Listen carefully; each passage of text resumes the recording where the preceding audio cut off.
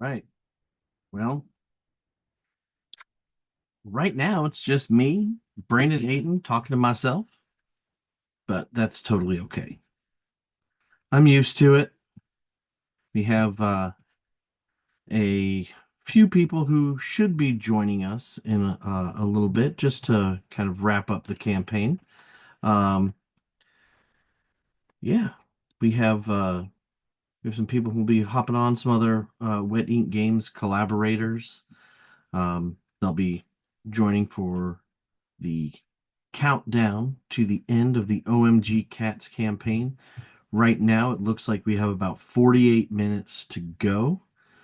Um, it's been a pretty exciting campaign, and uh, we'll see where we end up. It'll probably be, it looks, knock on wood, pretty close to where we are right now. Anything more is great. We usually have a few stragglers as we go. Um, but I'm very excited. This has been a pretty excellent and pretty fun campaign. Um, yeah, the I'm a huge fan of the project itself. Um, we've had a lot of we've had a lot of really good feedback about the project, um, and the just the fact that OMG Cats came out of our um, came to life out of Heckin' Good Doggos, uh, our previous +1 RPG, about dogs doing dog stuff. Been pretty excellent to see the reaction to that and the response. And I know that, Matt and I have talked about this multiple times. Um, the with OMG Cats, that came out of the fact that when Doggos was around at conventions and stuff, number one thing people would say was, "Oh man, when is there going to be a cat game?" And so we just really couldn't ignore it, and we ended up making a cat game. Um, yeah, if and as we go through, I mean, this is very casual, right? And if you have any questions or anything, and just put them in the chat in the YouTube channel, and um we'll answer as we go, or I will answer as we go, and anyone else who hops on our Zoom call. We have a couple of people like Matthias Benici, who is our graphic designer, and he's a game designer of Zero Day War and um, um, uh, Rampaging Jotun and a number of other games. Um, and so he'll be on, potentially Doug Lewandowski, who has designed all kinds of different games like Kids on Bikes, and he's a co-designer of Home, the card-based RPG that we've done. He'll be hopping on, uh, pending the successful uh, putting to bed of his child. Um, so, yeah, if you have any questions, like I said, you can go on, ask in the comments section, and we'll go from there. If not, I'm probably just going to ramble, and that's fine. See, we went to an event today right down the street from our house. It was called Palooza, which was the Kentucky Humane Society. It was a big fundraiser for them, and we got to go and see our local game store and a number of other places that were a lot of donations for the Kentucky Humane Society.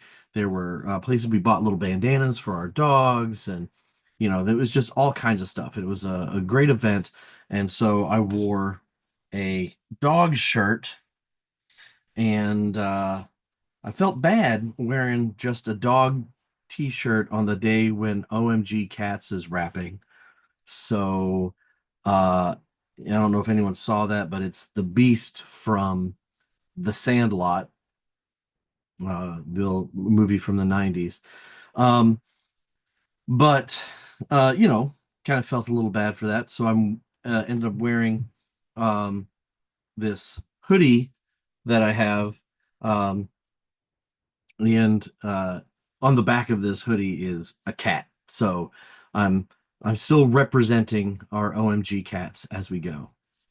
Um, I'm a big fan. Yeah, we just got another pledge as we approach the end point of this of the campaign. I'm excited to see that.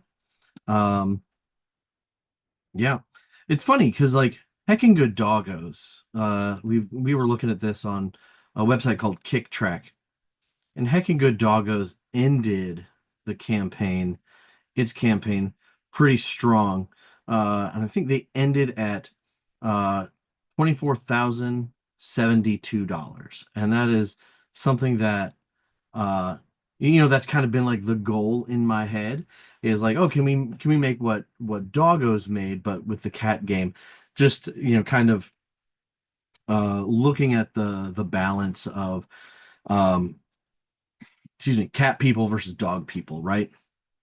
It's just kind of a little competitive spirit, but it's funny because Heckin' Good Doggos made that $24,000, that 24,072 on 819 backers and over 1,100 project followers. And it had a 25% conversion rate.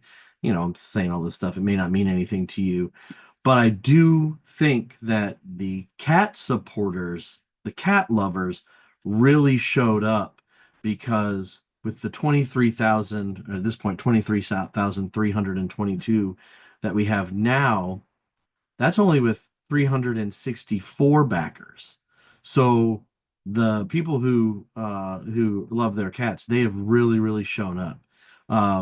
And it's sitting there at about 617 project followers and still about a 25% conversion rate. So we're kind of seeing that conversion rate is like if someone who followed your project actually ended up supporting it.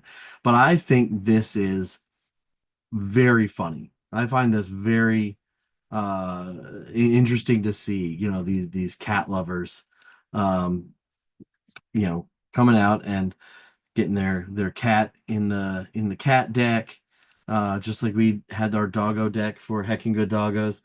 Um, and yeah, and it's really it's fun to see. I'm trying to see how many of our cat deck um, options we have left. We had a whole bunch of these when we first started. We started with 50 entries. We have 12 left. So if you wanted to get your cat in the cat deck, it's something that uh, we allowed, right? Hey, you come back at this level, you get all the stuff, all the dice and cards and the books, and artist Mike Muma would illustrate your cat.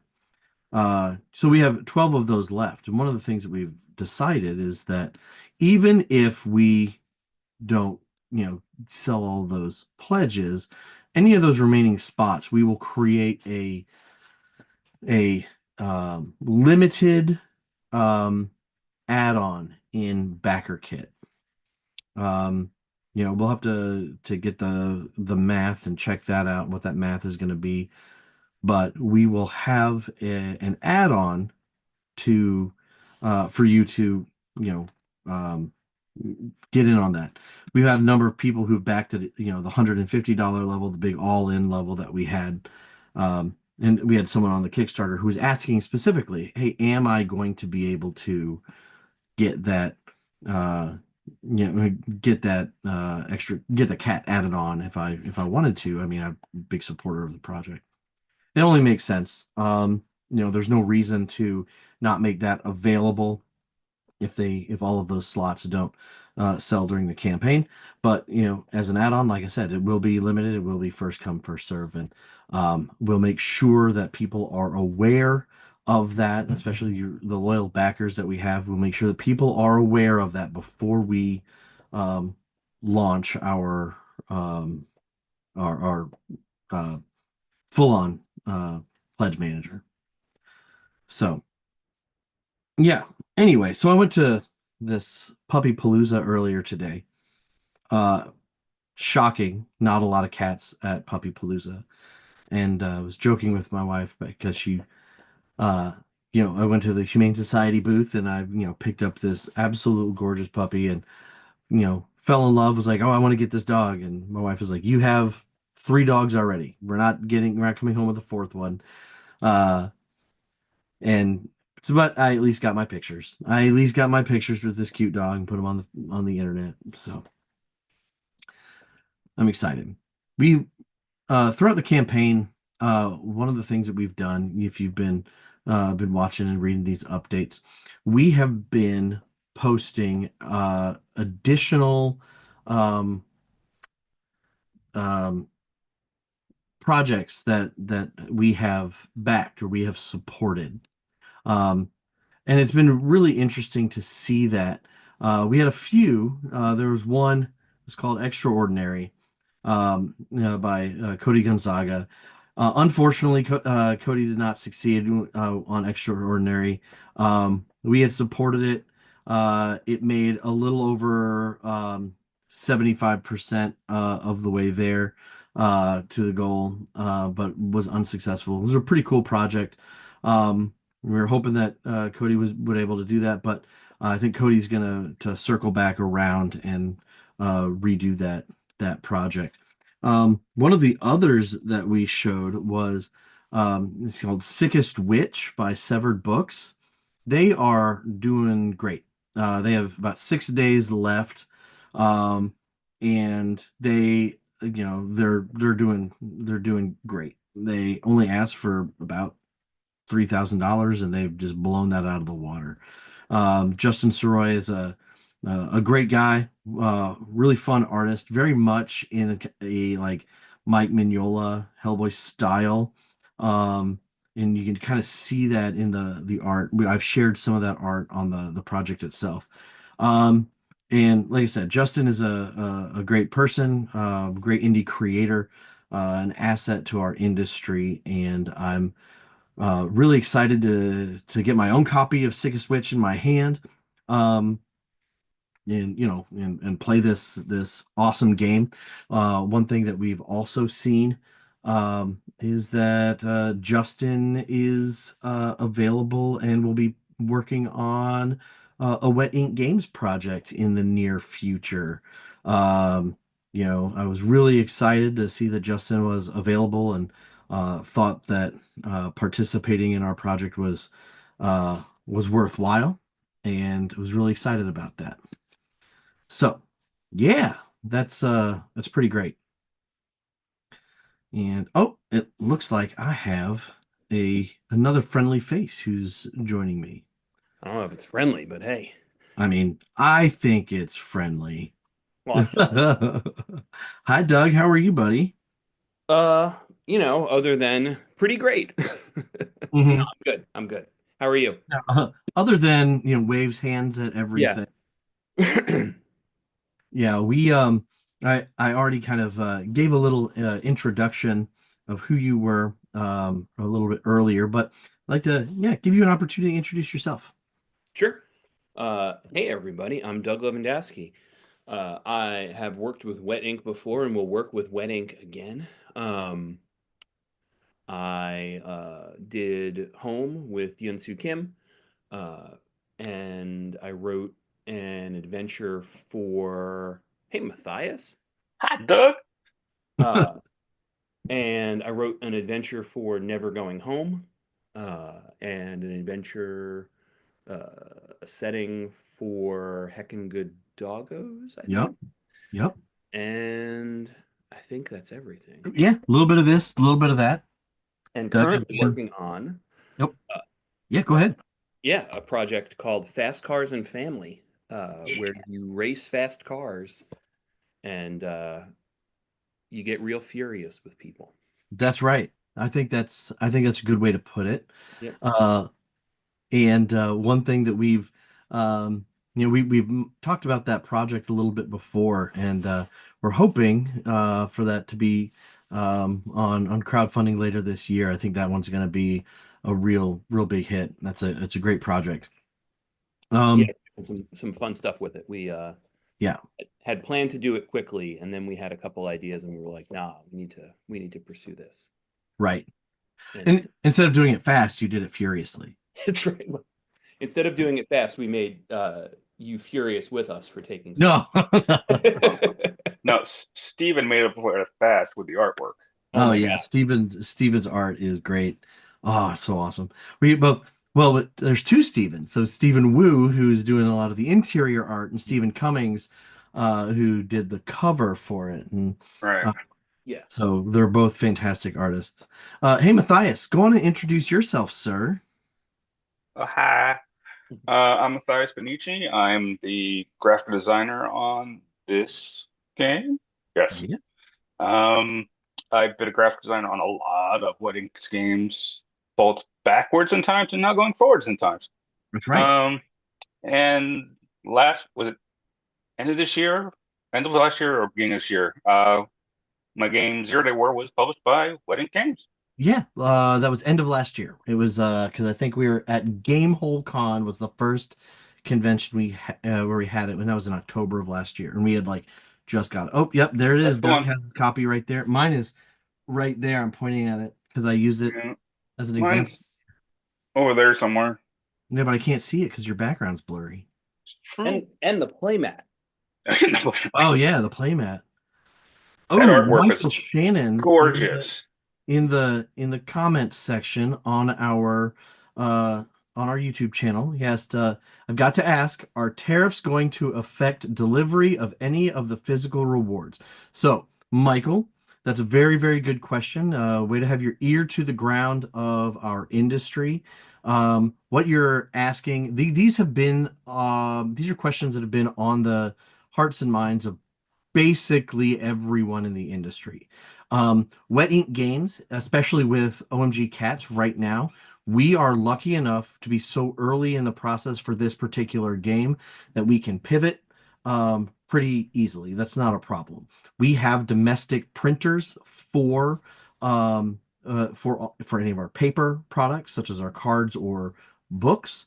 And there are some relatively inexpensive, I say relatively because, everything it's relative to something, right? Relatively inexpensive options for dice.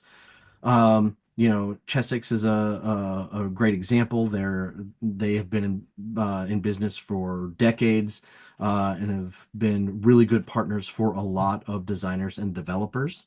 Um, and so, that's we have the option to pivot if we need to. Who knows? We live in a world where these tariffs could go away tomorrow.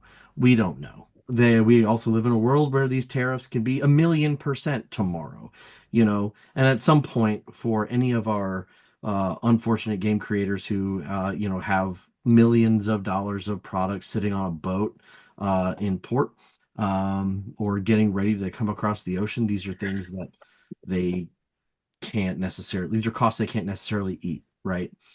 Um, so, we are if these do go away, fantastic. And if not, eventually you get to a point where you're just working. It's just monopoly money, right? Because it doesn't matter if it's 145% or if it's 1,000,000% if you can't pay it. It doesn't matter. So yes, at some point, if we went one direction, they could affect the delivery. But like I said, Wet Ink Games for this particular project, we have the option to pivot very easily if we need to. Now, what we don't know, and I need to be very upfront about this, because this is, again, goes across the entire industry. If 300 uh, game companies all pivot and they all go to, let's say, Jostens, or they go to Mhm. Mixum, or they go to whatever source they're going to go to, there's potential for logjam there. We are fortunate enough to have a very good relationship with our printer. As a matter of fact, our representative for Jostens has been interviewed by Matthew Orr, my business partner and co-owner of Wet Ink Games, for Wet Ink Wednesday. So you can hear them talk. It's Caitlin. So you can Matt and Caitlin have a, or I'm sorry, not Caitlin, Kaylin have a very good interview talking about publishing of RPGs and how she got into this. So yeah, check that out. Long story short, for this it shouldn't, but there's always an option or potential rather. All right. Matthias, I do want to point out. And thank you for the question, Michael. If you have any other questions, feel free put them in chat, and we'll answer them. And it goes for anyone else who's on the chat. We'll answer anything we can. Talk about game design. Talk about any of these questions that you have. We'll answer the questions. I love your shirt, Matthias, based on the No, novel thank by you. Sutter Kane. Big fan. Mhm. It's in every single game I've ever worked on, like created or had any writing in. There's a reference to Sutter Kane. Yeah, it's great. That was the most scared I've ever been as a high school student. Oh yeah, That movie messed with me. that movie was fantastic. I remember I watched that movie. There was, some girl that I was dating in high school was like, "Oh, have you ever seen In the Mouth of Madness?" And I was like, "What are you talking about?" So we sat down and watched it, and I was like, "Uh, yeah, man, it was Sam Neill in that movie." I had only known Sam Neill from Jurassic Park, Mhm. and I was like, "Oh, okay." And then you watch that movie, and you're like, "Oh man." And then I think the next thing I saw him in was Event Horizon, and I was like, "Okay, I see what's happening here." Well, with In the Mouth of Madness, he filmed that the same year as Jurassic Park. They got him super cheap because the movie didn't come out yet. Oh, that's pretty great. I did not know Um, that. that's also the first movie with Hayden Christensen in it. He was the kid on the bike. Are you kidding me? Was he really? Yeah. Nice. Um, even though they mock Stephen King loves this movie. Well, of course. I mean, uh, so Michael asked, second question. I've never heard of Sutter Kane. I'm sure you'll let me know without even asking. Yes, as we are going into what Sutter Kane is from. Um, yes. So premise of this movie is there is this author, right, who is a Stephen King analog, right, who disappears, and you have this investigator who's hired by an insurance company to find this author who disappeared, right? They're like, no, we're not paying out anything. We need to make sure that this guy like isn't actually dead. We want to make sure that like if he is alive, that these books get written and blah blah blah blah, blah, right? I believe that's the gist of it. Correct me if I'm wrong, Matthias, but Mhm. It was uh, the final manuscript of a series. that's right.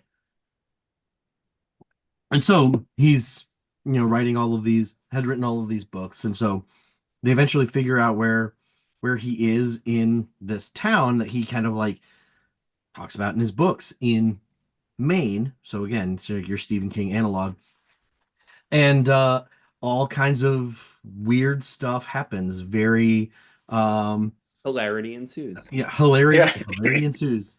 Like I don't know if it's fair to say Cthulhu-esque, but it is definitely like an eldritch horror kind of like stuff and mystery and He is weird based stuff. he's based off of Lovecraft, and when and he's reading in the book the end, he is reading Lovecraft. Oh, he is okay. That is in Lovecraft in the end. Yeah, so it's it's great. It's a very Mhm. good movie. I'm sorry. Okay. It's a very entertaining movie. I'm gonna. There are differences. This movie is in my top five. It's an excellent it's an excellent watch. Yeah. Did And I ever tell you especially my favorite color is blue? It's been so long since I've seen it. oh man, yeah. I really enjoyed that one. I like around that time, and because I was never like, I mean, I didn't mind horror movies and like I didn't mind any of that stuff. I really liked a lot of like sci-fi stuff, like Predator and Aliens and stuff like that when I was a kid. Um, but I remember like after I saw that, I kind of went on a kick. Again, the person I was with at the time was um, really liked horror movies, so like the next movie night, the next date night, we watch like Children of the Corn. That movie, like I still think about the original Children of the Corn. Oh, Like, Linda Hamilton. yeah, I think about like the diner scene, and like it's one of those scenes in film which is just like etched in my brain. I have never seen Children of the Corn. Uh, it, Doug, I it's don't great. think you should. Okie Oh, Doug, dokie. I think it, Doug, ultimately, like, I trust Matthias. Yeah. It's not like the schlocky like um sequels. That first movie no, the was first one, legit. yeah, yeah. Yeah. None of the others really hold up to anything. That first one is great. Um, the whole, and that's a Stephen King story too. So Hmm. That's actually somewhat close to the actual written book. yeah, yeah. The Yeah, that one was one of the things that was again really really good. Got me really interested in that kind of that genre.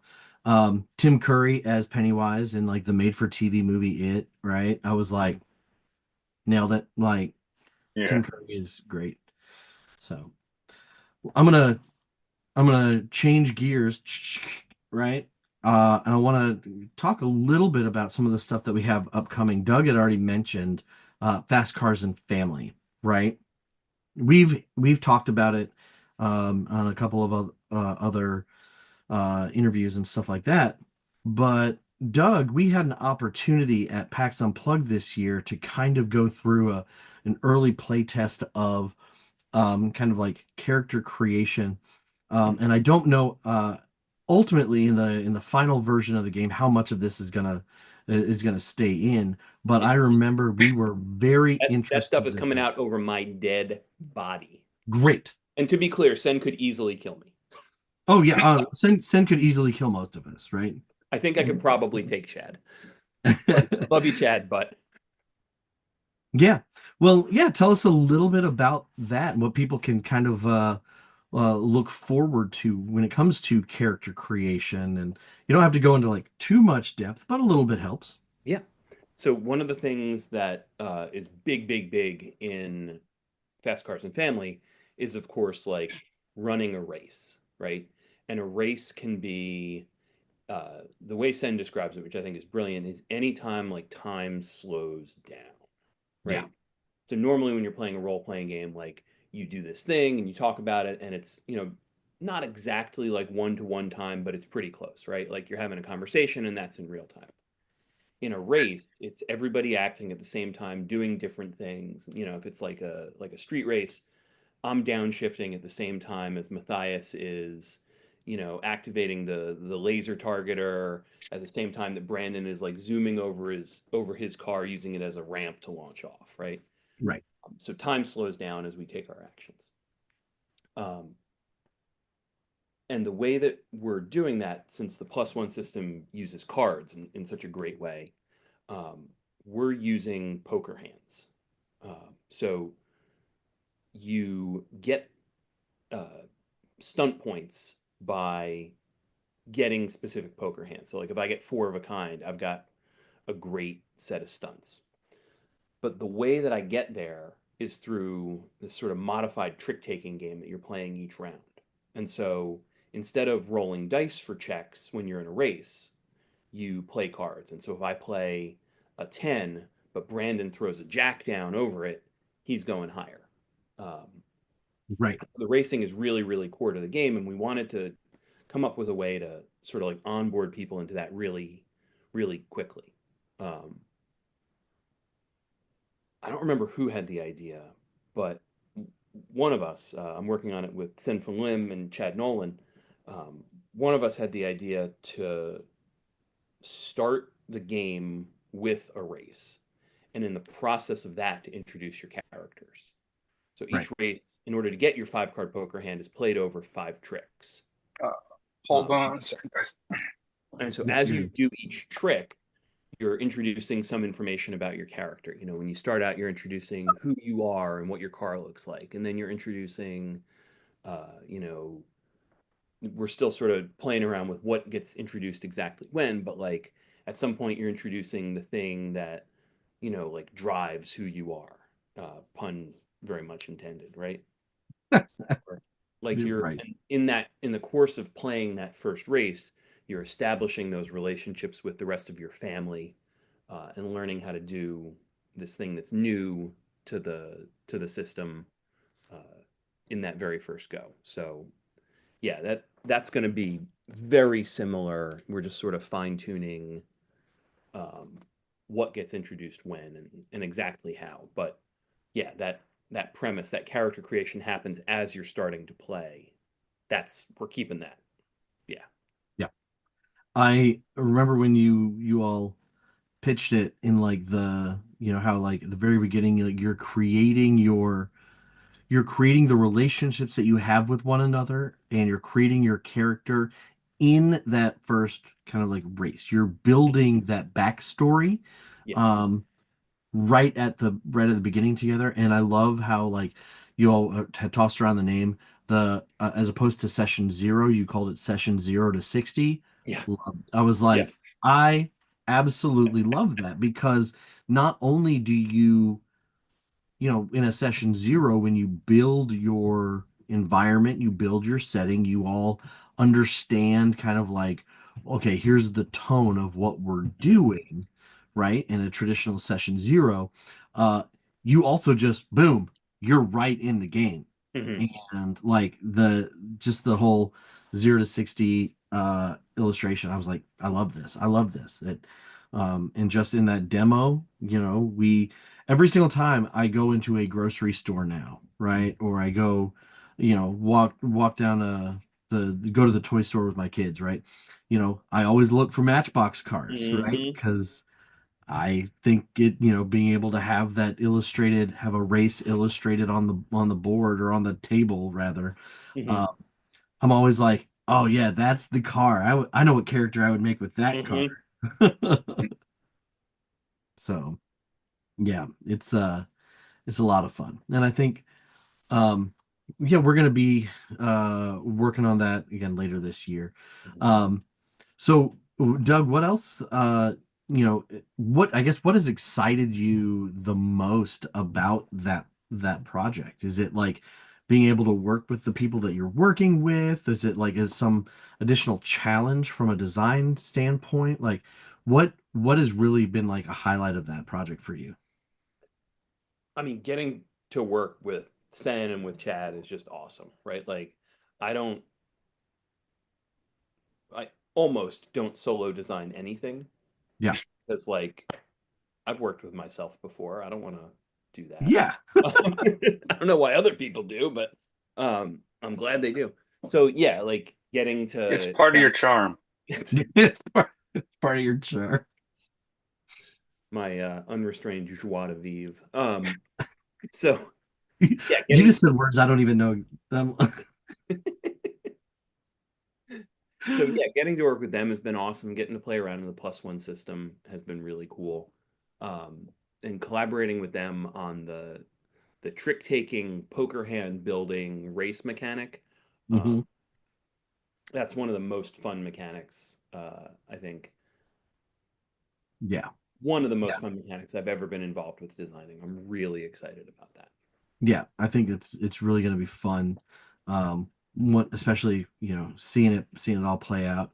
Yeah. And it's one of those things that even if we're doing that, with any kind of like tabletop tools, Hmm. uh, or digital tabletop tools, it is something that seems relatively easy to do. So, being able to stream that, or to play it with some friends Hmm.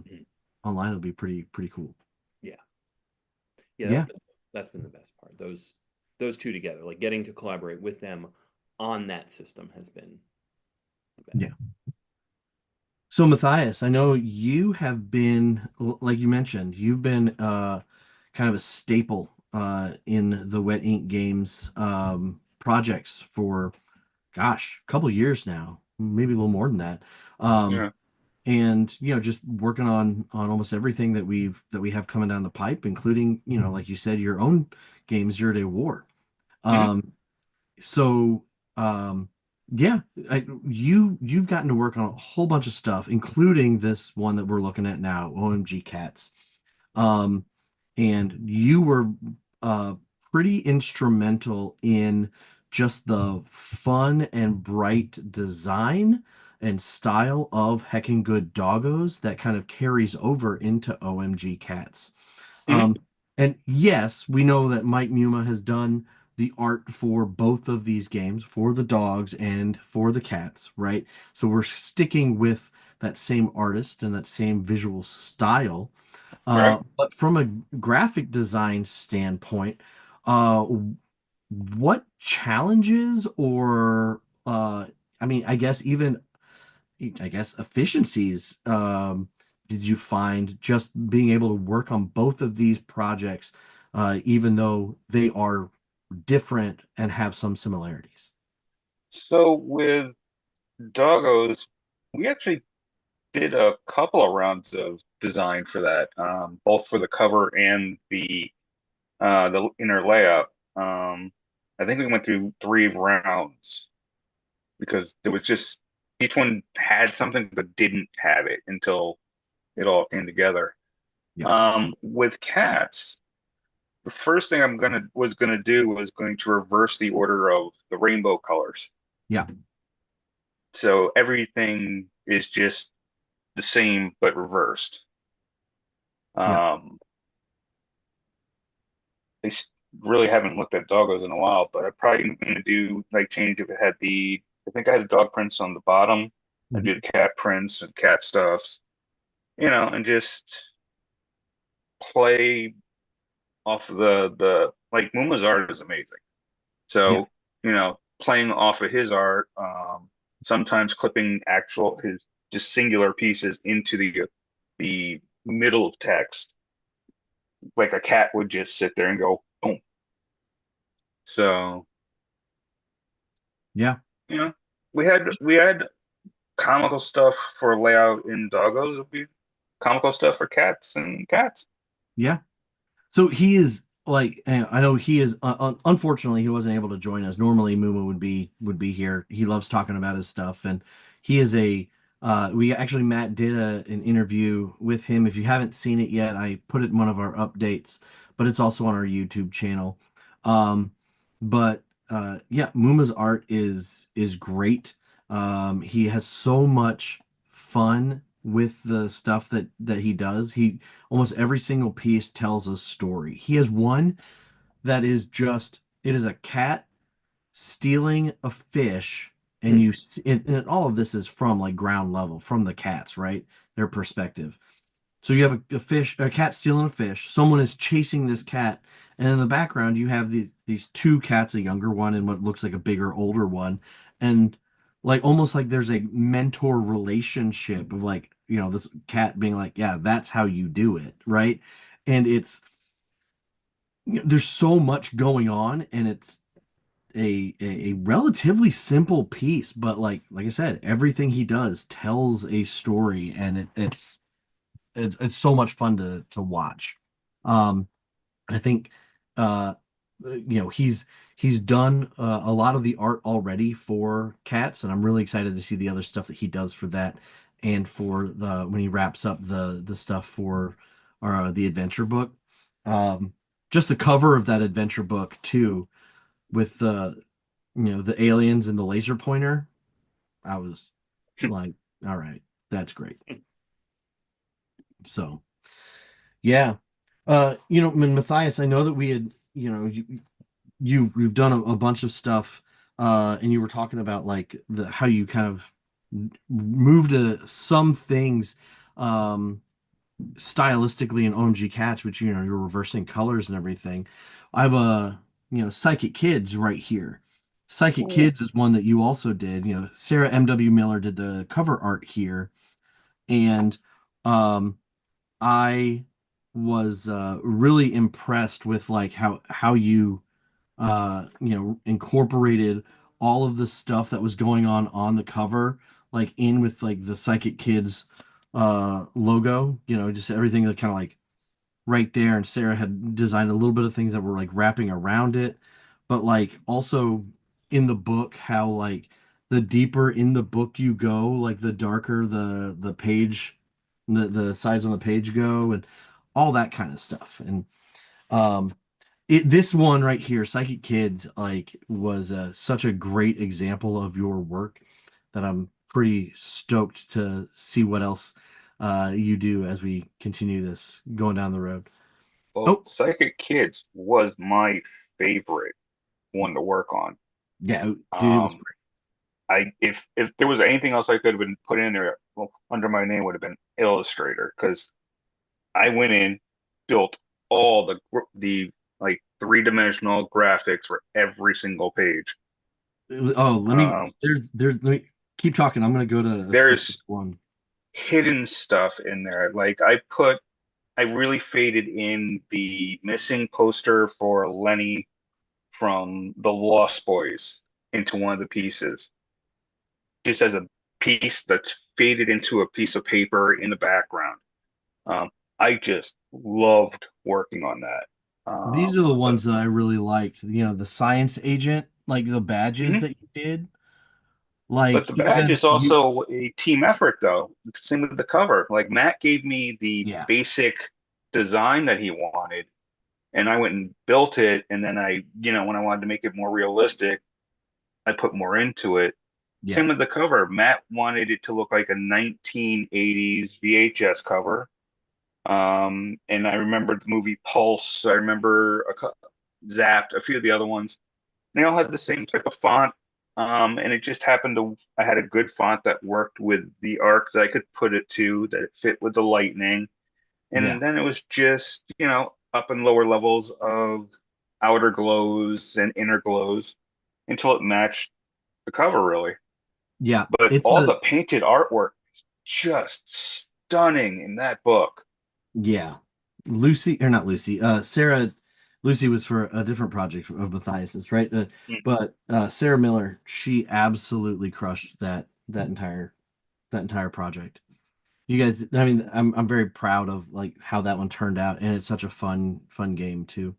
We have a question from Kyle Osterberg. Hey, Kyle. He's also someone who has contributed to Never Going Home. He's a buddy of ours, and Kyle is a good friend and has helped out with our booth at Gen Con for a number of years. So if you've seen us at Gen Con, more than likely you've seen Kyle talking about our stuff. Kyle says, any plans to connect OMG Cats Heckin' Good Doggos with the raccoons from Garbage and Glory? Um, no, not not at this point. Mostly because of the direction of the storytelling. Like the raccoons in Garbage and Glory are more self-aware as like, they are adventurers, right? They are going out and they have their armor and their swords. Like they are telling like epic tales of their adventures, right? Whereas the dogs and cats and OMG cats and Heckin' Good Doggos specifically are dogs and cats, right? Sure, there might be a micro setting where they pilot giant robots or whatever, but and so there's it's not out of the question for there to be a future micro setting where there is some of that. Kind of like the I think it was Steamforge Games did like the Animal Adventures supplements and stuff. So it's not out of the question to do something like that, but to see if there's any plans. No, we don't have plans. I think the extent of those plans is the statement that I just made. Yeah. I haven't been Um, added to that base camp, so it don't exist. yeah, right, right. So we have about 4 minutes left right now. We're at 23,572. Ooh.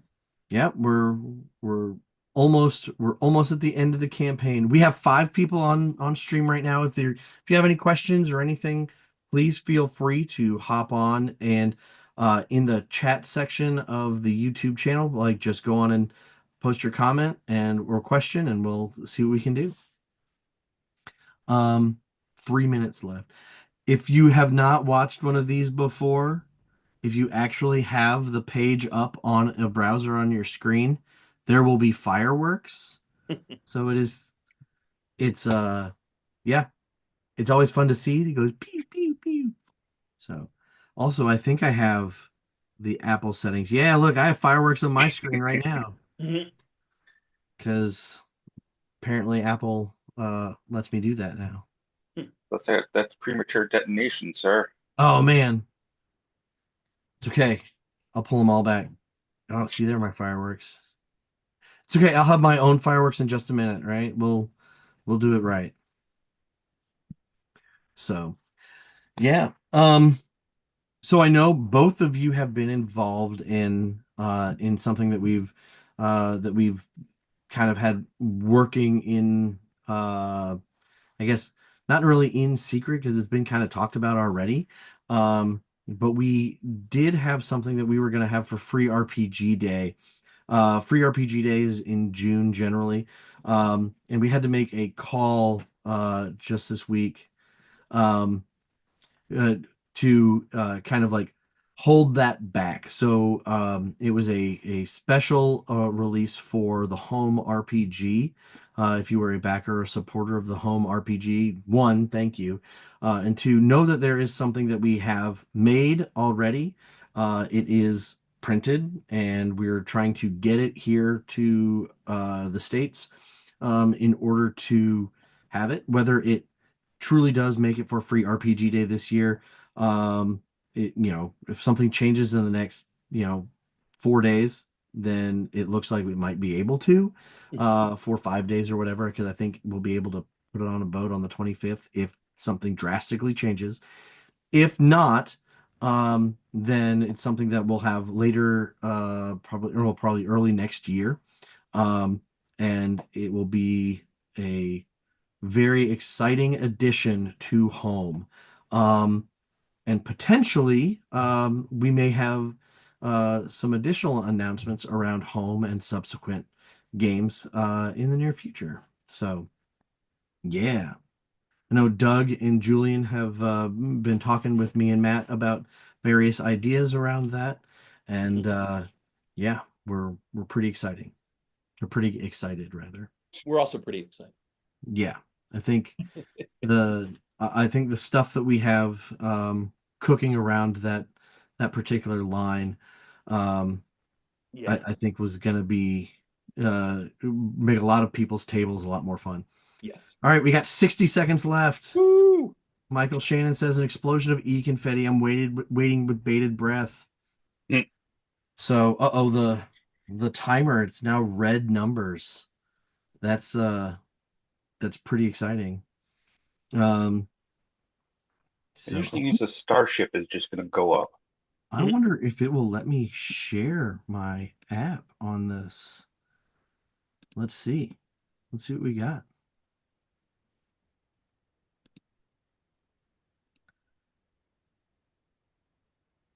Yeah.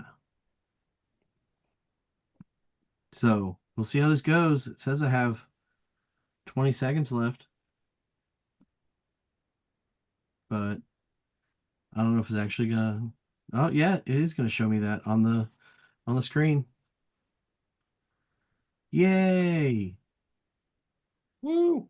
All right, here's gonna be our pew pew pew pew pew.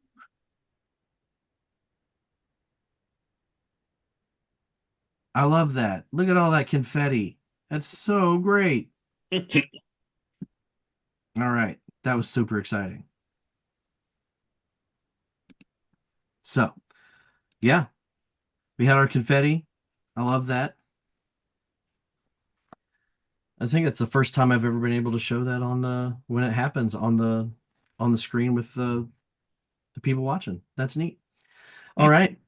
So yeah, that's kind of what we're doing. I think our final number was 23,572, just shy of our what we had for doggos, which was 24,072.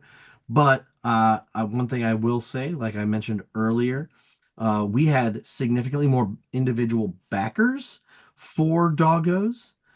So this means that, actually per pledge, the cat people were more Hmm. on board, right? Like they bought in hard on that. So I really appreciate that. Um, thank you Us to cat people are fewer, but we're more intense. more intense. That's right. So it's funny because like, and I know I've mentioned this, like I love dogs, but I also love cats. Like if I could Hmm. have a black cat or two, like I would definitely like I love cats. My daughter, my she loves cats. Both my daughters love cats. But my son and my wife and my father-in-law are like super allergic. Ooh. So Oh. so that's why we don't have cats. And uh, my daughter was like, "Dad, when can I get a cat?" And I was like, Hmm. "When you can have a cat when you go out on your own." And she's like, "Okay." I was like, "I'm gonna let you know though, if you get a cat at your house or your apartment or whatever, more than likely your brother won't be able to come over." And she was like, "Worth it."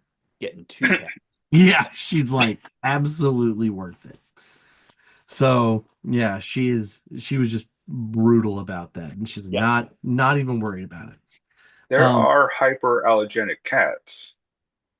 well, I Are mean, there we is didn't a have one on the specific, cover, right? Because huh? they had like the what are they, the hairless ones, what are they called?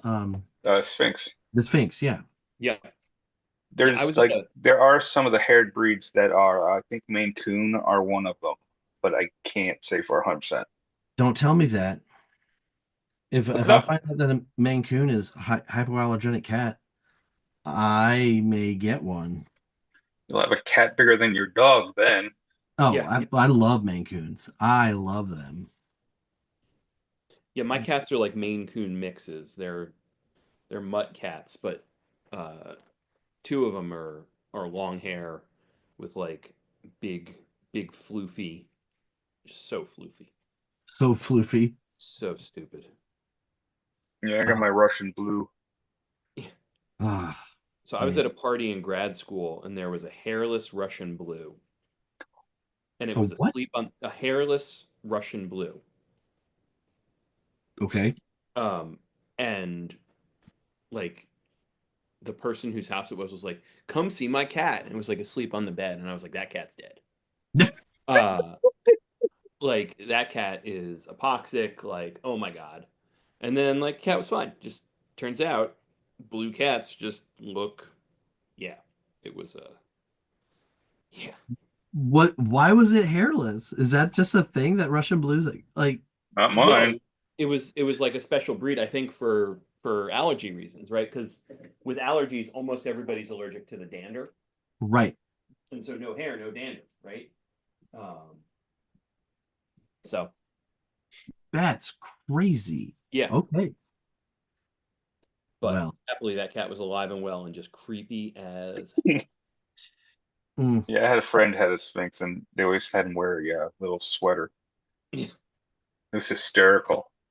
so I'm gonna let you know, I one of my dogs absolutely hates wearing t-shirts or sweaters or anything like that. Well, I'm the kind of guy I put Christmas sweaters on and like t-shirts on my dogs, whatever. One of them, like her name's Cupcake. She's like a pit bull mix, and she thinks she's being punished. She will just be like, she'll just like stand there and she won't move. Like you'll put it on her and she will just not move. Yep. My other dog, Dino, she loves it. She's like, yeah, it's fine. We often say that Dino is a dirt because you let her outside and she's like, oh, cool. I'm going to go lay in that pile of dirt.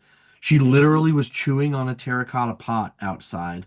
Like, she does not care. This dog is, she's not dumb. She's like a velociraptor and can open doors. But she's like, you can do anything to her. Yeah. Put a t-shirt on her, put a sweater on her. She doesn't care. Well, we wanted to find a way to express what we think have little things of their personality. Hmm. Uh, so we got them little bandanas, and we have a variety of them, but we got two new bandanas today.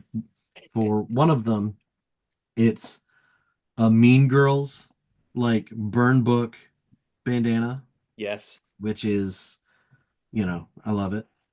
Uh, and the other one has one, it has all these little juice boxes on it. The bandana has all these juice boxes, and the juice boxes say men's tears.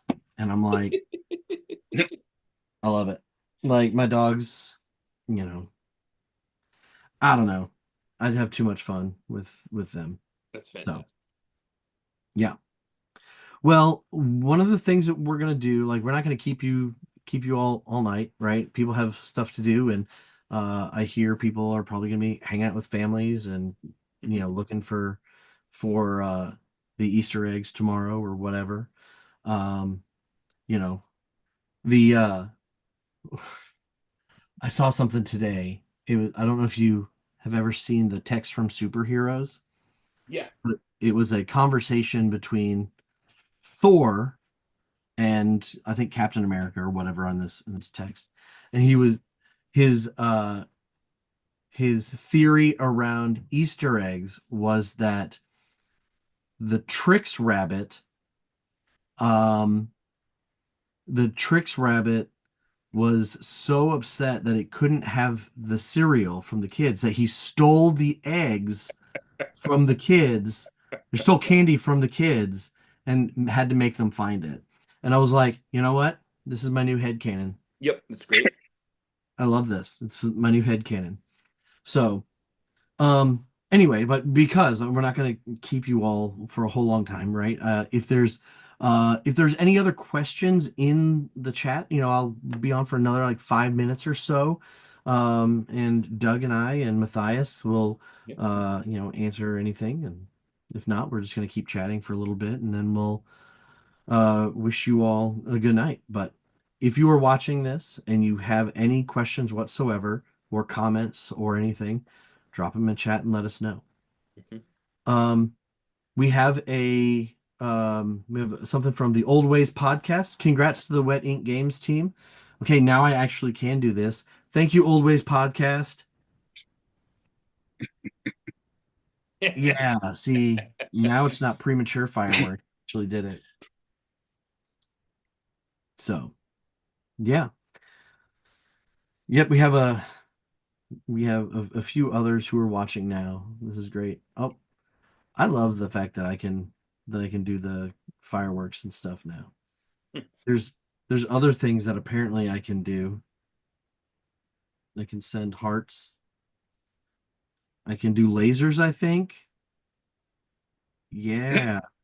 I have People should not give me this level of power with technology, because I will use it in irresponsible ways.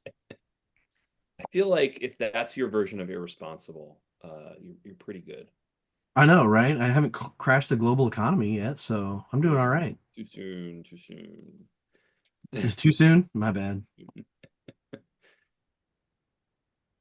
So, yeah. All right. Do you guys have any big plans for tomorrow? No, we host a brunch, but other than that, All right. nothing. We're staying in. All right. Well, then I am not staying in. I have to go, and I have to cook at my mom's house. Nice. She called me yesterday and said I may have made a mistake. Um, I put the ham in the freezer. Oh no. I don't know if you guys know a whole lot about ham, but I'm a vegetarian and I know that's a bad idea. see. I know about thermodynamics.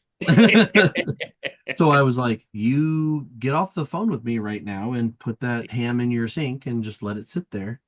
And she goes, but I don't have any room in my fridge tonight. And I was like, oh, you won't need it. Just put the ham in your sink, because it's a big block of ice and it will be a block of ice all night. So yeah. So that's what I get to do. I'm gonna cook, and I made a broccoli slaw today. I'm doing all right. So I'm gonna eat my face off tomorrow, and I hope you all Doug, I hope you have a good brunch. Oh And yeah. Matthias, I hope you stay in and have no reason to go out. I hope your staying in plans are a success. I hope so. Matthias Yeah. can stay in with the best of them. Yep. I can stay in with the best of them. All right. Michael Shannon gave us a laughing emoji and some confetti. Thank you, Michael. Thank you for your good questions. Uh, Everyone, thanks for participating in our end of campaign wrap up. This is something that we love to do. We'll keep doing it for future campaigns. Be on the lookout for some new information and updates about OMG Cats, other wedding games projects in development, and the upcoming Fast Cars and Family. Yeah, we think you all are great. So yeah, we appreciate it. All right. Good night, everybody. Everyone.